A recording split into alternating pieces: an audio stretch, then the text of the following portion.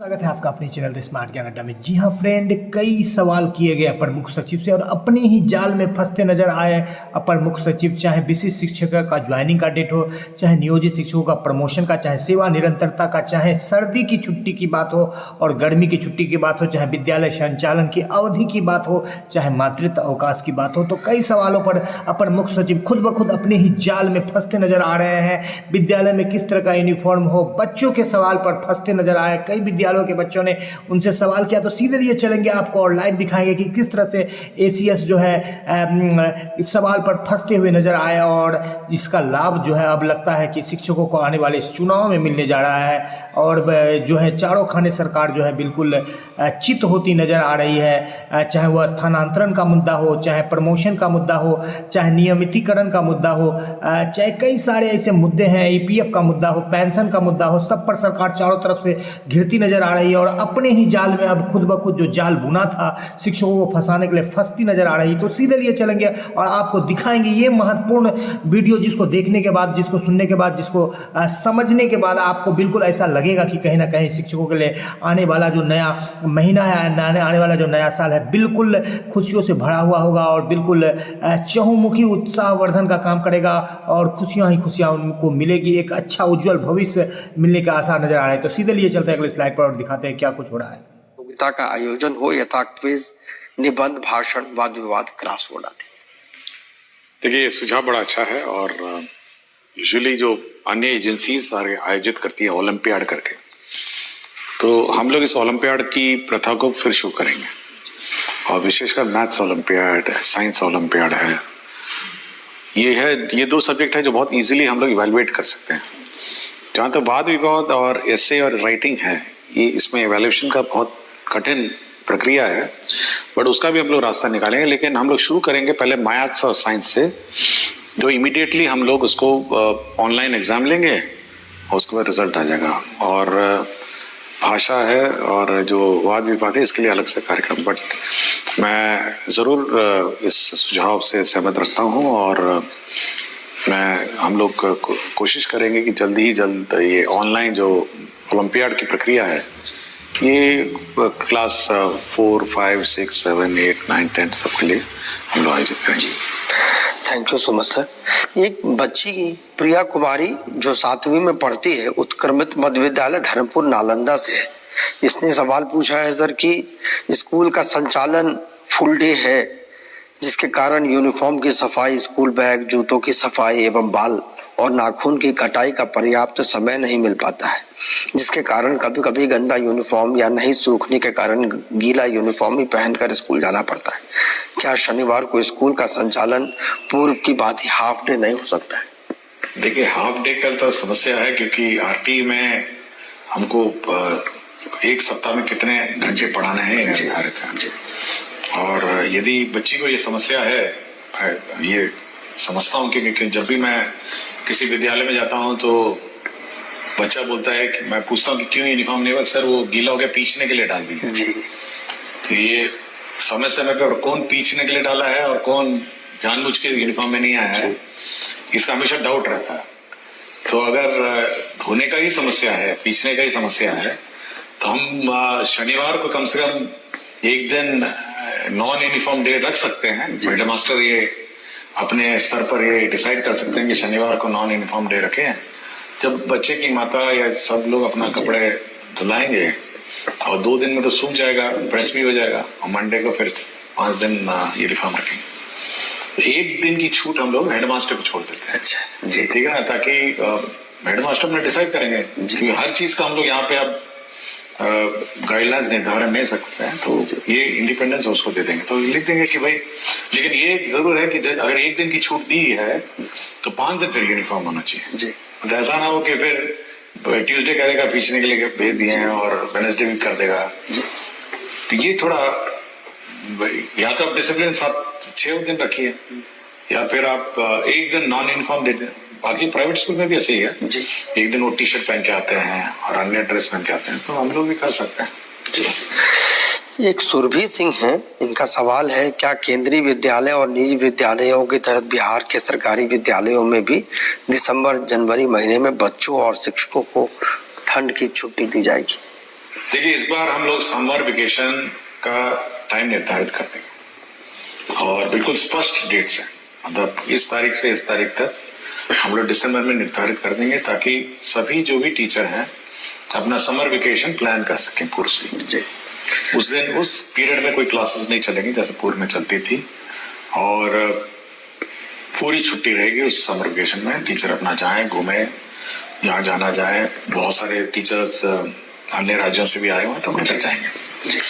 और summer vacation के पूर्व केवल इतना ही हम लोग टीचरों से अनुरोध करेंगे कि समर वेकेशन में आप बच्चों को होमवर्क देंगे, समर होमवर्क देंगे और प्रोजेक्ट वर्क देंगे। जैसे प्राइवेट स्कूल में होता है ना कि आप एल्बम बना के लाइए, अपने गांव में कौन कौन पत्ते हैं, कौन कौन फूल हैं या कौन कौन जानवर के चित्र हैं, तो ये कुछ होमवर्क जो है वो आप समर वेकेशन में देंगे, लेकिन क्लासेस नहीं होंगी जी। तो ये बिल्कुल हम लोग इस बार दिसंबर में ही पूरे साल का कैलेंडर निकालेंगे। जहां तक इस विंटर के हॉलीडेज की बात है, तो बिहार में जो मौसम का जो रुख रहता है, एक समय होता है जब वैसे ही ऑटोमेटिकली डिजास्टर मैनेजमेंट में छुट्टियां डिक्लेयर हो जाती हैं जी। और ये शक्तियां हम लोगों ने डीएम को दी हुई है कि डीएम अपने आप छुट्टी जब अधिक ठंड हो जाती है डिक्लेयर कर दीजिए, तो विंटर वेकेशन वैसी हो जाती है जी। तो समर हम लोग फिक्स कर देंगे जी। और वो भी हम लोग इस बार टाइमिंग देख लेंगे कि कब अधिक गर्मी है, कब है, क्या है, और उसी अनुसार लास्ट ईयर का जो टेम्परेचर ट्रेंड रहा है उसी के अनुसार उसको मैच करके हम लोग समर वेकेशन देंगे। और विंटर तो ऑब्वियसली पता ही है कि कब ठंड होती है जी, और हम लोग ऑथराइज है।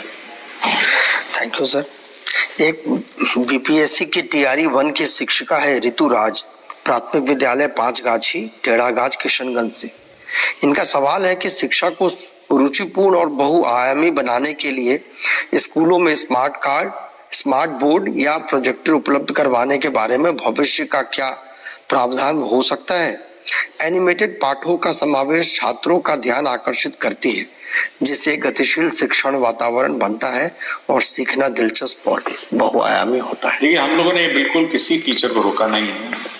आप 42 इंच का टीवी खरीद लीजिए और अपना क्लास चले जी। और जो सरकार जो शिक्षा का कोष उनका है, जो राशि है विकास मत है, आप खरीद लीजिए, मना नहीं किया। बाजार में अपना लोकल में जाइए, टीवी खरीद लीजिए, यूएसबी पेन ड्राइव है, क्लास चला लीजिए। तो ये हम लोगों ने किसी को नहीं रोका। तो जिसको जहां जगह मिले, टीवी लगाना हो, प्रोजेक्टर खरीदना हो, खरीद लीजिए। तो 50,000 से नीचे होता है टीवी जी। बड़ा बड़ा टीवी आता है, गाँव में मिलता ही है, सब घरों में टीवी है। तो ये हेडमास्टर पर निर्भर है और स्कूल का मैनेजमेंट पर निर्भर है कि वो कैसे संचालन करें। बिल्कुल, हम लोगों ने किसी प्रकार का कोई रोक नहीं लगाया है। और जहां तक राज्य स्तर की बात है, हाँ, हम लोग कोशिश कर रहे हैं कि सब जगह स्मार्ट क्लासेस लगे हैं, स्मार्ट बोर्ड लगे, बट मल्टीमीडिया टीचिंग जो टीवी के माध्यम से होती है वो तो खुद ही कर सकता है जी। एक प्रेम प्रकाश मिश्रा जी हैं, अध्यापक टीआरई 1 के हैं, उर्दू प्राथमिक विद्यालय मदनपुर औरंगाबाद में है। इनका सर सवाल है कि उर्दू विद्यालय में सामान्य शिक्षक के पदस्थापन के कारण बच्चों को पढ़ाने में बहुत परेशानियां आती हैं, क्योंकि सारी पुस्तकें उर्दू में हैं, हिंदी और अंग्रेजी छोड़ के, और उर्दू न आने के कारण गूगल ट्रांसलेट का उपयोग करना पड़ता है, जिसमें कई बार बहुत परेशानियों का सामना करना पड़ता है। क्या विभाग इस पर कुछ विचार करना चाहेगी कि उर्दू विद्यालय में पदस्थापित सामान्य शिक्षक का ट्रांसफर या प्रतिनियुक्त किसी अन्य हिंदी विद्यालय में हो सके? देखिए, उर्दू विद्यालय में जैसे कि खुद ही कह रहे हैं कि सब सब्जेक्ट्स उर्दू नहीं है, कुछ हिंदी और इंग्लिश है और कंप्यूटर भी है जी। तो जो सब्जेक्ट्स इनके उर्दू से संबंधित नहीं है वो तो पढ़ा ही सकते हैं जी। लेकिन एक बार रिव्यू कर लेंगे कि कितने उर्दू टीचर हैं, कितने ये हैं, हिंदी टीचर उर्दू स्कूल्स में हैं, बट जो नॉन उर्दू नोइंग टीचर हैं, कम से कम जो गैर उर्दू सब्जेक्ट्स हैं जी, कंप्यूटर है, मतलब कुछ साइंस है, ये सब पढ़ा ही सकते हैं जी। बट ये हम लोग मिसमैच जो हो गया है ये एक बार चेक कर लेंगे जी। Thank you sir. क्या विनय स्कूल शिक्षक है सीवान से, क्या अब कक्षा 8वीं और 10वीं के बच्चों को मुख्यमंत्री बिहार दर्शन योजना के द्वारा भ्रमण नहीं कराया जाएगा? क्या बच्चों को अपने से ही कहीं भ्रमण के लिए ले जाया जा सकता है? यदि हाँ, तो इसके लिए क्या करना होगा? देखिए, ये कंपल्सरी है। हर साल हम लोगों ने जो योजना मुख्यमंत्री परिभ्रमण योजना है, ये सभी के लिए लागू है और सभी को ही करना है। तो जो स्कूल छूट गए हैं, जिन जिनका नहीं हुआ है उनका हम लोग करा देंगे। और परिवहन में हम लोगों ने बहुत ही क्लियर कहा है कि आपका पटना म्यूजियम है, बिहार म्यूजियम है, और जितने भी हमारे बिहार के दर्शनीय स्थल हैं वहाँ बच्चों को ले जाएंगे और बच्चों का भ्रमण कराएंगे। तो जो स्कूल छूट गए हैं वो हम लोग का और कंप्लीट करवा देंगे। Thank you sir. ये एक शिल्पी सिन्हा है, उत्क्रमित मध्य विद्यालय रेवा मसौरी पटना से। इनका प्रश्न है कि प्राथमिक से लेकर उच्च माध्यमिक तक सभी बच्चों के लिए विद्यालय का समय एक ही क्यों है? क्या प्राथमिक विद्यालय में बच्चों के समय में थोड़ा बदलाव किया जा सकता है, क्योंकि इन कक्षाओं के पाठ्यक्रम में बहुत अंतर है? अगर यह संभव हो तो इस पर कुछ विचार किया जाए। हमने पहले भी कहा कि मल्टी टाइम स्लॉट सिस्टम हम लोग लागू करने वाले हैं जी, और छोटे बच्चों के लिए अलग टाइमिंग और बड़े बच्चों के लिए अलग टाइमिंग। और ये छूट हम लोग हेडमास्टर को देंगे कि कौन क्लास में छोटे बच्चे पढ़ेंगे, कौन क्लास में बड़े बच्चे पढ़ेंगे। तो ये छूट हम लोग देने वाले हैं। थोड़ा सॉफ्टवेयर में इसको अपडेट करने की आवश्यकता है क्योंकि अटेंडेंस सिस्टम इलेक्ट्रॉनिक है जी। तो जैसे ही ये स्लॉट सिस्टम अपडेट हो जाएगा, हम ये लोग हेडमास्टर को ही ऑथराइज कर देंगे कि आप छोटे बच्चों के लिए अलग टाइमिंग रखिए और बड़े बच्चों के लिए अलग टाइमिंग रखिए। क्योंकि छोटे बच्चे खेल कूद, आर्ट, कल्चर, बाकी सब अन्य विद्याओं में अपना करेंगे, और बड़े बच्चों का जो कोर्स वर्क है कुछ ज्यादा रहता है जी, उसका अलग टाइमिंग रहेगा। तो मल्टी टाइम स्लॉट सिस्टम हम लोग टाइम लागू करने वाले हैं जी। ये बहुत उपयोगी है सर। ये कुमार नरेंद्र है, प्रधानाध्यापक राजकीय मध्य विद्यालय वंशी पचड़ा तरियानी शिवहर से। इनका है कि सभी प्राथमिक और मध्य विद्यालय में एक कक्षा अलग से ब्रिज कोर्स का पूरे दिन चलाया जाए, जिसमें अधिकतम 20 चयनित बच्चों को 6 माह में निर्धारित लक्ष्य को प्राप्त कराकर उम्र सापेक्ष कक्षा से जोड़ने का कार्य किया जाए। यह कार्य उच्चतम कक्षा से करते हुए क्रमशः नीचे की कक्षा तक लाया जा सकता है और पूरे साल यह कार्य किया जाए, क्योंकि कई कारण से कुछ बच्चे पढ़ाई में सामान्य रूप से प्रगति नहीं कर पाते हैं और सामान्य कक्षा में उन पर व्यक्तिगत ध्यान देना शिक्षकों के लिए संभव नहीं हो पाता है। इस संबंध में विभाग की क्या योजना है? इसमें हम लोगों ने मिशन दक्ष चलाया जी, और करीब 8 महीने इसको हम लोगों ने चलाया, और अब देखोगे टाइम टेबल में लास्ट टाइम मिशन दक्ष का भी टाइम स्लॉट था, लेकिन ना ही बच्चों ने रुचि लिया ना टीचर ने रुचि लिया जी। और क्योंकि जब सारे बच्चे चले जाते हैं बच्चे रुकते नहीं, तो इसलिए ये मिशन दक्ष जो है उस टाइम स्लॉट में चलाने। और इस बार जो टाइम टेबल जो हम लोगों ने इशू किया है उसमें मिशन दक्ष का टाइम टेबल नहीं है। उसमें अब देखेंगे कि 3-15 के बाद रेगुलर क्लास ही है, बट मिशन दक्ष के लिए अलग क्लास ही है। हम लोग ने ये कहा कि जो कमजोर बच्चे हैं वो हर क्लास के प्रथम 2 रो में बैठेंगे, first row and second row. बाकी जो सामान्य स्टैंडर्ड के बच्चे हैं वो पीछे बैठे, ताकि जो टीचर है वो उस पर नजर रखेगी कि सामने वाले 2 रो में बच्चे पढ़ रहे हैं नहीं पढ़ रहे। क्योंकि मैं जब भी इंस्पेक्शन में जाता हूँ जी, तो देखता हूँ सबसे कमजोर बच्चा सबसे पीछे बैठा रहता है, बिल्कुल, और सबसे चालाक बच्चा सबसे आगे बैठा रहता है, और पीछे जो बैठा रहता है वो दूसरी दुनिया में खोया रहता है। उसकी ना किताब रहती है, ना बैग रहता है, ना यूनिफॉर्म रहता है। ऐसा लगता है जैसे जबरदस्ती वो स्कूल में बैठा है जी। तो हम लोग कहीं इस प्रकार के बच्चों का प्रथम बेंच पे और सेकंड बेंच पे बैठिए। और प्रथम बेंच और सेकंड बेंच में आजकल देखेंगे ना बहुत स्मार्ट और इंटेलिजेंट स्टूडेंट बैठते हैं, बिल्कुल, और बिल्कुल ध्यान देते हैं, बिल्कुल कॉपी सब ठीक रहता है, यूनिफॉर्म। ये पीछे बैठे जी, और ये कमजोर बच्चे आगे बैठे, ताकि कमजोर बच्चे अच्छे बच्चों से सीखे पहले तो, और टीचर की नजर रहेगी। पहले तो ये है। दूसरा, हम लोग ये व्यवस्था भी करने जा रहे हैं, जो हमारे स्कूल्स हैं ये 4-4:30 बजे खाली हो जाते हैं, 5 बजे तक तो स्कूल लॉक हो जाता है। और ये बहुत इंपॉर्टेंट एसेट है, मतलब ये शिक्षक जगत में बहुत इंपॉर्टेंट एसेट है एजुकेशन सिस्टम में। तो हम लोग चाहेंगे जो ग्रामीण क्षेत्र में जो लड़के हैं, जो पढ़े लिखे लड़के हैं, वो कुछ एक्स्ट्रा क्लासेस अगर ऑफ टाइम में ले सकें, तो हम लोग इन बिल्डिंग्स को और इन क्लासरूम्स को फिलअप कराएंगे। और ये जो कमजोर बच्चे हैं, देखे होंगे गाँव में कमजोर बच्चे हैं, वो उसको पढ़ाने का कोशिश करेंगे। 5 बजे रात को, 6 बजे रात को, 7 बजे रात को हम लोग बिजली इन्वर्टर की व्यवस्था करेंगे। लेकिन ऑफ स्कूल आवर्स में अगर ये इस टाइप के जो स्थानीय लड़के हैं प्राइवेट ट्यूशन बहुत लोग चलाते हैं। बिल्कुल। तो कुछ ऐसी कोई व्यवस्था कोशिश कर रहे हैं हम लोग कि ये जो कमजोर बच्चे हैं उनको अलग से 5, 6, 7 बजे रात को उनको पढ़ाया जाए। जब खेलने वेले का समय खत्म हो जाए तो कुछ बैठ के 1 घंटा 2 घंटा पढ़ाया जाए। तो हमारी इच्छा है कि बड़ी जल्दी से इसको ब्रिज कोर्स को कंप्लीट करना पड़ेगा। बहुत सारे हम लोग अभी इवैल्यूएशन हम लोगों ने किया है, तो बहुत सारे बच्चे हैं जो इस प्रकार पीछे पिछड़ गए अपने अपने क्लासों में। तो पिकअप करके उसको कैचअप करना भी हमारे लिए चैलेंज है, और वही हम कोशिश कर रहे हैं कि 5 से 7 बजे रात को अंधेरे में अपना क्लास चलेगा। कुछ बच्चे लोकल गांव में बहुत पढ़े लिखे हैं, बहुत लोग यहाँ पढ़ने लग रहे हैं। कुछ फीस दे के पढ़ेंगे ट्यूशन, कुछ फ्री में पढ़ेंगे, तो कुछ इसी प्रकार की कोई व्यवस्था हम लोग करने जा रहे हैं। बहुत हेल्पफुल है सर। ये गिरीश चंद्र जी हैं, विद्यालय अध्यापक हैं, उत्क्रमित मध्य विद्यालय बाभनगंज पोठिया किशनगंज से। इनका है शिक्षा कोष पर डेली क्लास एक्टिविटी के रूप में कंपलसरी पाठ जोड़ा जाए, जिसमें प्रत्येक कक्षा में मासिक सिलेबस के अनुसार शिक्षकों के द्वारा क्या पढ़ाया जाना है का जिक्र हो। साथ ही प्रत्येक दिन पढ़ाए जाने वाले पाठों की जानकारी तस्वीर के साथ शिक्षकों के द्वारा खुद के आईडी से अपलोड करने की व्यवस्था होनी चाहिए।